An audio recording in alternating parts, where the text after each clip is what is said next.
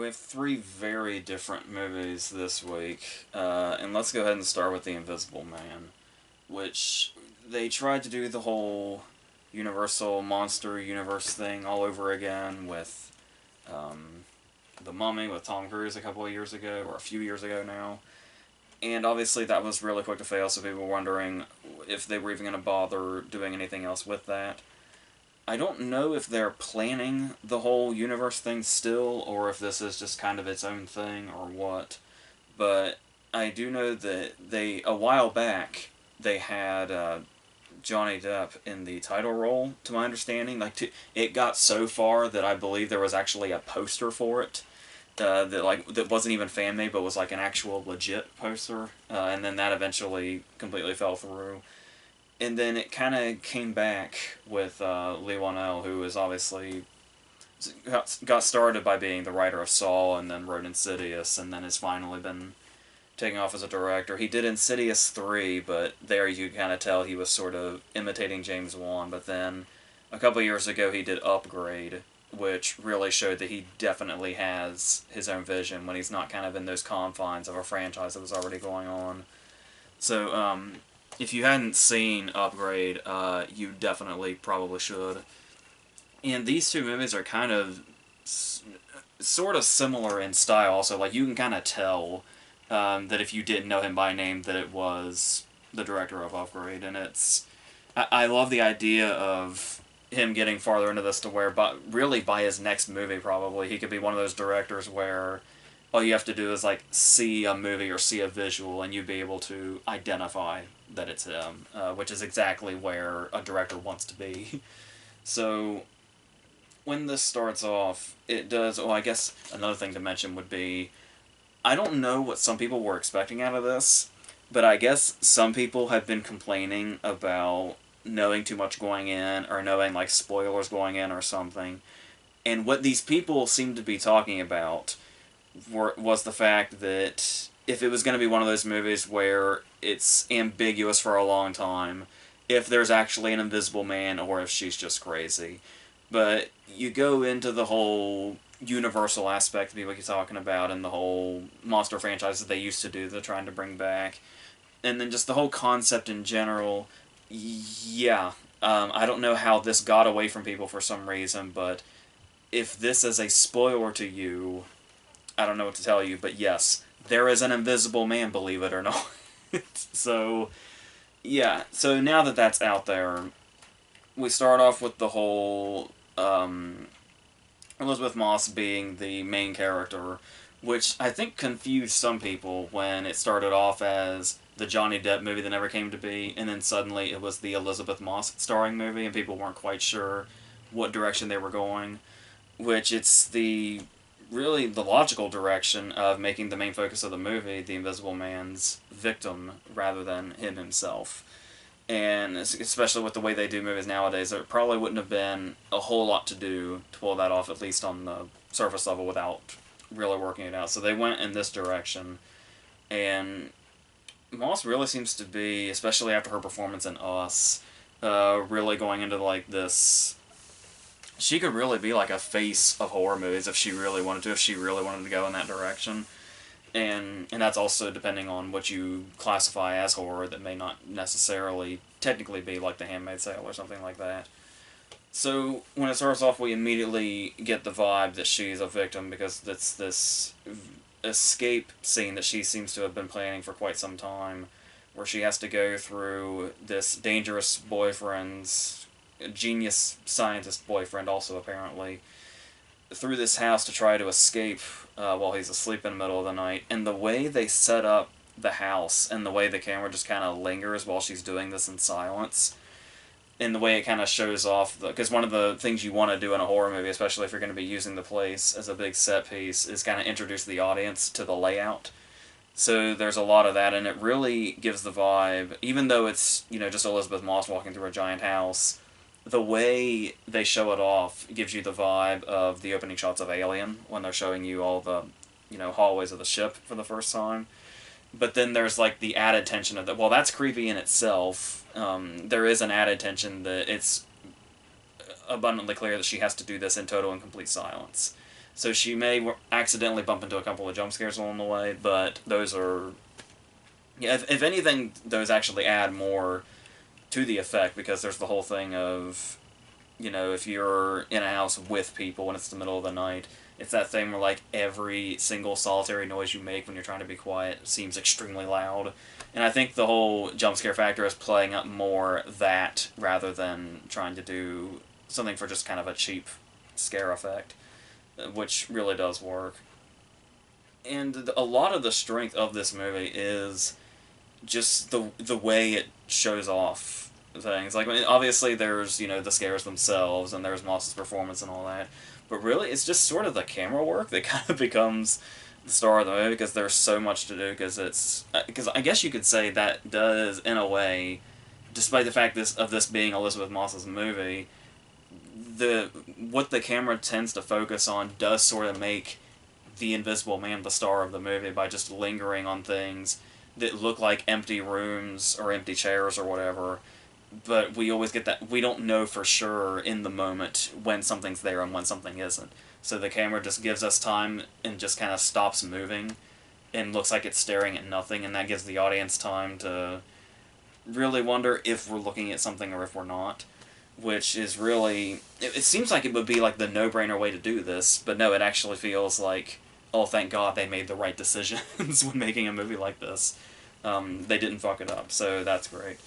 And there'll also be times where it's not even an entirely empty room. It'll be Elizabeth Moss doing some task, and then the camera will just kind of pan away from her and into like an empty frame and just stay there.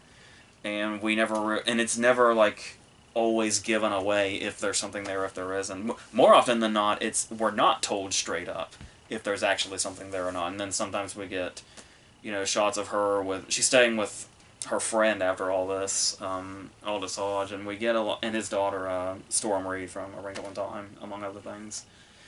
And when they're just, hanging out or doing whatever, or being happy or whatever, we get, like, distant shots from, like, around the corner, like they're being watched. But it doesn't really play that up a lot, because there is a memorable score to this movie. Like, it's one of those loud, booming scores. But it works because it definitely enhances the dramatic moments when they happen. But those moments aren't like the scares, like the jump scare factor. Like, whenever there's a jump scare in this movie, I don't even think they did it once. Every time there's a jump scare in this movie, the score plays no part in it. The score always comes a little after, when everything gets... It's like the dramatic aftermath of whatever the jump scare was is when the score comes in. And that kind of gives you... So there's a lot of moments where I guess you would call it a jump scare happens, but you have time to, like, sit there and, like, your brain registers... Because our minds are, like, so programmed now that jump scares happen with really loud music or a loud sound effect or whatever, that when they happen in this movie with no sound or no score, it, like, takes our brains a second to register, like, did that just happen? And that's a really great feeling in a movie like this. And then once everything registers, then once they ramp everything up, it makes perfect sense to do it in that way. So, all that. And then, of course, every now and then you'll have the general fake out, and sometimes it's right in the foreground, but sometimes it's not. There's a couple of times where they use, like, empty clothes, just like on a hanger or something. And there's the second time they do that, and that's when it's, like, right in the foreground, but the first time they do that, you're not even quite sure if it's intentional or not on their part, because it's just, like, a coat hanging in the background. But even though the movie itself never draws attention to it, it does, like, catch your eye for a second. And the fact that they're able to I feel like that had to have been... Like, this movie's well made enough to where I don't think anything that's effective... It would surprise me if there was an effective scene in this movie that was an accident. I do feel like it was meticulously planned enough, and these shots are, like, so well thought out that it all has the intended effect in a really great way. So there's all that. And there are some things here that maybe don't work. One of the major characters is Elizabeth Moss's sister, and there's so many things involving this character that are kind of convoluted. and the kind of stuff that you'd expect in more of a lesser movie, where it's that character that it's gonna. I mean, obviously, this is gonna be one of those movies where it's a lot of it is a character trying to convince other people of something that they don't believe, and so the character feels stuck in that, which is something we've seen a lot and can be, aggravating, and not necessarily even in like the intended way, but just aggravating in general, especially since something we've seen so much before. And that's kind of where the sister falls in line. There's a whole thing involving like a manipulative email, and it's like the way the sister handles this is just, yeah, it's like one of the movie's few sort of missteps, and kind of gives us hints of something that probably would have been what a lesser version of this entire movie would have been. But obviously, it's just sort of a side story going on, but definitely not enough to impact the whole big picture of it. And talking about when I was saying you can tell there's a certain style here where you can, like I said, even if you don't know Lee Wano by name, you can tell it's the director of Upgrade, is the way some of the more action-y scenes are handled. And when you think about action scenes in a movie like this, you might worry, because that might sound like it'd be really easy for it to be laughable. But it never really falls into that category, and it's like, also the way I was talking about the way the camera movement is, where it does the whole one take action sequence thing, but it's not necessarily always like the tracking shot sort of one take that you sort of come to expect now. But it's the fact that like there's no real editing in the, or at least visible editing in the action scenes, so they'll be fighting here and then they'll be fighting over here, but instead of like cutting around, the camera just moves a little bit, and that's all it needs to do. It's not even like really frantic movement. It's just like, okay, we're going to this side of the room now. And the fact that it's so, in comparison, I guess you could say, calmed down to other movies that would be cutting everywhere, or still doing the one take thing, but making it as abundantly clear as possible. Hey, we're doing the one take thing, aren't we awesome? And so, yeah, to do that as like not attention drawing as possible is the best way to go, and that's what they were able to do here. Another thing I'm wondering if some people may have a problem with, which I don't, I think it actually enhances it, is the fact that the Invisible Man himself, we don't really see him at all before all of this goes down. Like when it's the two of them together, as like up when she's escaping him, he comes out of the woods and chases her off, and then the camera kind of lingers on him standing there, and then that's pretty much the only time we really see him. So, and I think that's, so you might think, like, for the people that would want to criticize that would probably say, well, do we know what kind of threat he is, or why this is the case, or whatever, or why he is the way he is, or whatever?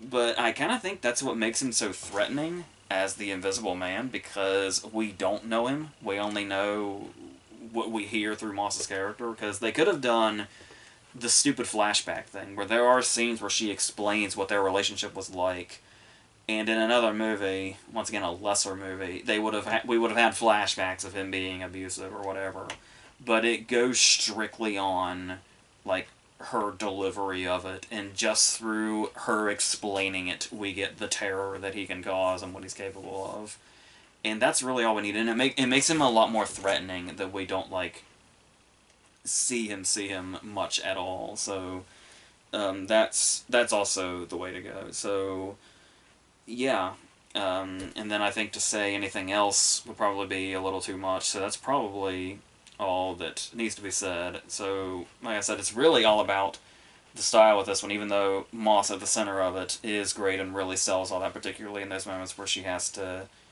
sell stuff that we haven't seen that's making, the terror more intense, which is great. So yeah, so this, like I said, this was probably one of the better ways you could have adapted this, and it might seem maybe a bit cliche or a bit too not as creative to have the one being terrorized be the center of it, but they do manage to find a lot of ways to make that work. So yeah, this works on a lot of levels, so I'm really happy with it. So yes. So let's go on to the Jesus Rolls, which had like 2 or 3 other titles before that. Obviously, this is the spin-off of Jesus Goes On from The Big Lebowski that John Turturro has wanted to do for what seems like forever. And I feel like every interview he's done for the longest time, somebody has brought this up to him, and he's always said he's working on it, or he's written it, or something along those lines. And we got like little pieces of it every now and then to where it never quite sounded like it was ever going to exist. And when you hear that enough, more often than not, especially with movies like this, when you have those movies that feel like they're brewing for a really long time and then they finally kind of come out to no particular fanfare, there's not a whole lot of promise. There is something in the idea that he had, though, of remaking a movie with Gerard Depardieu called Going Places from like the 70s, I think I want to say 74. And of course the idea is to take the Jesus character from Lebowski and do a spin-off and give him his own movie, but to take this pre-existing character from another movie and put him in a remake of another entirely different, unrelated movie. There's an interesting experiment going on here, and I really like some of the ideas in it, and it's something that I would like to see happen successfully. Just to see how you can take a character from one really well-known movie, one really well-known character from a well-known movie, and then put them in another movie, and it works. Like, it still feels like their story, but I don't know that this movie finds that. And it really feels like a number of ways this went wrong, and they're all probably ones you can decipher just by thinking about it or hearing about some of the directions it goes. For starters, I know a lot of people had problems with the idea, even though it was Turturro, and he seemed very passionate about doing this. Like, he really, really desperately wanted to revisit this character. But like I talked about with my brother, we talked about in the video that we did on Lebowski, the Verses with Inherent Vice, that the great thing about Jesus, and the thing that makes him so funny in the context of that movie, is that he's the antagonist in a storyline that we never see happen. It's like that's basically the joke of Jesus Goes On. But to do this, it feels almost unnatural to see him in any other setting. Because, I mean, you say, like, outside of a bowling alley, we do get that one cut of him in Lebowski when Walter's talking about him going door to door and telling people he's a sex offender. But he doesn't really have any lines, and it only lasts for, like, a split second, just enough to sell the joke. And then that's it. And then the rest is just him fucking around at the bowling alley, whether it be him cleaning the ball, or threatening them, or telling them he was going to kick their ass Saturday, but he'll do it Wednesday instead. And, like, that's really all we needed. But, I mean, it still had you wondering. Turturro so badly wanted to make this movie. There had to have been something to it. And I can see... The movie doesn't pull it off, but I can see it I can see the movie he wanted to make in there. And I'm not quite sure exactly how it ended up coming out the way that it did. Because it looks it looks kind of cheap. And which is weird because a lot of people were clearly on board with this. They're credited people, you can pretty much call them cameos.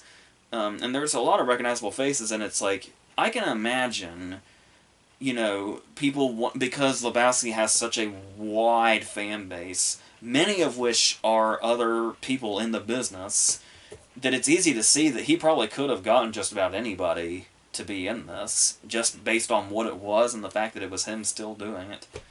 But I don't know, because and you kind of get a bad vibe right from the get-go, because the first scene is him getting out of prison, with Bobby Cannavale waiting for him outside.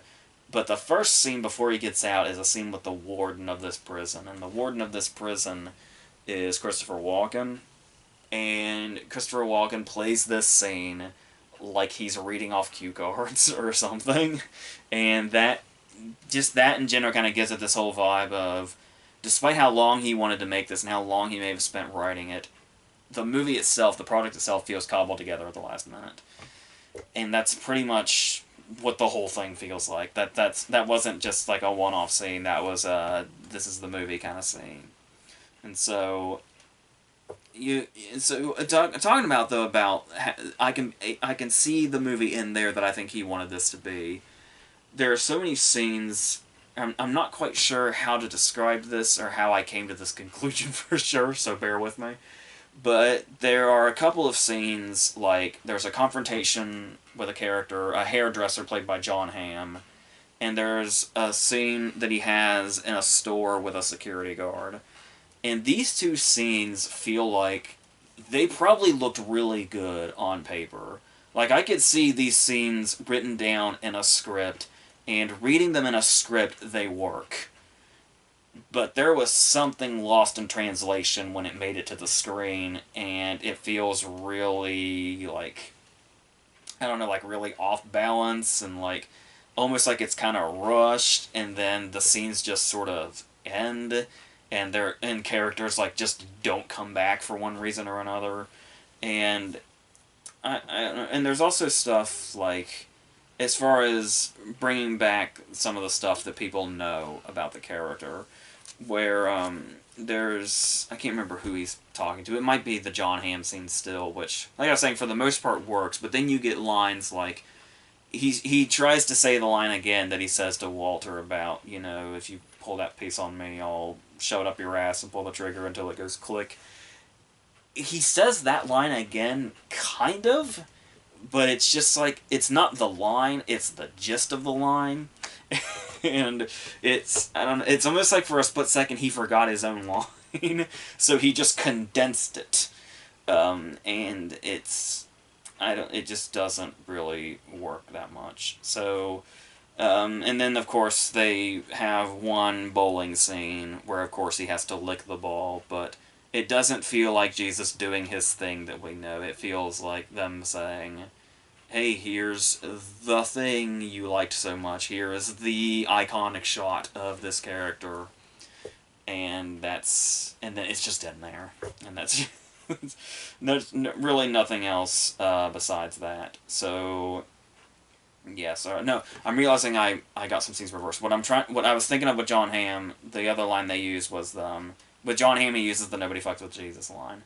But there it just kind of feels like it was supposed to be a nice punctuation to this scene. Like I said, the scene that probably worked so well in script form, but it just sort of lands there. And like I said, it's just one of those things where they kind of felt like it was going to work enough on its own merit, just being the line that it is, and they didn't have to put much effort into it or the presentation of it. But clearly they needed to put a little more something behind that, because it doesn't. No, he says the gun up your ass line to Tim Blake Nelson, who's here for like 10 seconds. And it's like, it's nice that he's here, because it's like, in one case, you know, it's like they're trying to bring back the, because with Tim Blake Nelson you immediately think, oh, they're going for a Coen Brothers thing. And yeah, Tim Blake Nelson comes in here for about 10 seconds and reminds us that this comes from a Coen Brothers movie. But once Tim Blake Nelson has been in this movie, and his character doesn't get to do anything, and then he disappears without a trace, all that does is remind you that it's not a Coen Brothers movie. Because if it was a Coen Brothers movie, that 10 seconds with Tim Blake Nelson would have been the most amazing 10 seconds in the history of movies. But it didn't happen, so it's just another blatant reminder that this is not that. So then most of the time it's just trying to be like, it's just them going around with Audrey Tautou gets involved in this. She's like a prostitute of some kind that they steal from John Hamm, and the three of them the rest of the movie is basically them. It's like a road trip movie, and they just go around being degenerates, the three of them. And it tries to turn into this really bizarre sex comedy, and you can get, I don't recall laughing once at this, but you can identify which scenes are supposed to be the really big, broad comedic moments. The scenes that would get the really big laughs if this was some mainstream comedy with, like, John Cena or something. You know the kind of comedy I'm talking about, like the Apatow kind of shit. Um, but it's just here it's just really awkwardly executed, and it's kind of embarrassing. And I feel like they were going for, obviously it's a remake of Going Places, but with the three of them, it does start to feel, and the relationships between them, it almost feels like he was trying more so to remake Itumama Tambien than Going Places. But neither would have worked. So then they eventually run into other characters. There's this kind of chain that goes on where they run into Susan Sarandon, and then Susan Sarandon ends up linking them to Pete Davidson, and then... But there's not really a lot... By the time it gets to the Pete Davidson part, they kind of start doing, like, payoffs, I guess you would call it, payoffs to other things that were set up before in the movie. But nothing really feels that earned. It's just like, oh yeah, that was kind of a thing they mentioned once, and oh, that got a payoff, did it? Alright. So they do that a couple of times, and then, honest to God, the movie just kind of stops. Like, the movie doesn't have an end. It just kind of stops. Like, I would have thought there was a problem with the copy of the movie if it weren't for the fact that the credits came up. I would have thought, oh, shit, this is incomplete. No, that's it. It just stops. So, yeah. So there actually was potential in here, and you can see it if you look really hard and you really squint at it, but it's honestly kind of a disaster, and I really hate to say that, because you know Turturro wanted to do this so badly for so long, and it's just so weird when a passion project turns into something like this. You can't really fathom how that happens, especially since there's a couple of scenes that look like they're perfectly fine on paper, but then you get to the later parts of it, and it's like... And then the Sarandon one gets kind of super serious, which doesn't really fit the story of Jesus Goes On as we know it in any other capacity. But yeah, so there's just a whole lot. There's a whole lot going on here, but at the same time, not really. Like, I guess there's a lot going on tonally, but that's... Yeah, so I don't really know how that happened and how that turned out that way, but... And that's even going in, like... I wasn't even necessarily hating on it for existing. It was like, alright, because I really took it as just, oh, he wants to remake Going Places and just put the character in it. That's really interesting. And almost really experimental, you could say. But then I don't know what the fuck happened, so yeah, that's really unfortunate. That whole movie is pretty unfortunate. So let's go to the last one I wanted to talk about, which is Come to Daddy, which I think was on VOD, like, it's probably a couple of weeks old at this point. But I didn't really know about it until Elijah Wood was doing a lot of press for it. And so I saw the poster, and that was about it. So I was like, all right, let's look into this. This should be interesting enough. Because these little, like, side movies that Elijah Wood does that not many people see, like Grand Piano and Cooties and stuff like that, are movies that I, like, really get a kick out of. So it's like, I don't mind following Elijah Wood to wherever the hell he's going to go. Because there's usually something at least a little worthwhile wherever that is. So it opens up, and it appears to be, judging by the poster and the way it's promoted, is like a horror movie. But of course, you know, there's going to be, like a lot of, you know, sort of indie scene horror movies lately, there's a lot of a sense of humor in it also. And you get that vibe from this one pretty quickly, with it starting with 2 father-themed quotes. One from Shakespeare and one from Beyonce. And that pretty much sets the tone, quite honestly. So it starts, and Elijah Wood steps off of a bus, looking like Isaac from Children of the Corn, only with a mustache. And his hair looks like he went to John Travolta's barber in The Fanatic. And it's like, alright, this is Elijah Wood going on in a really big way, a really Travolta-esque way.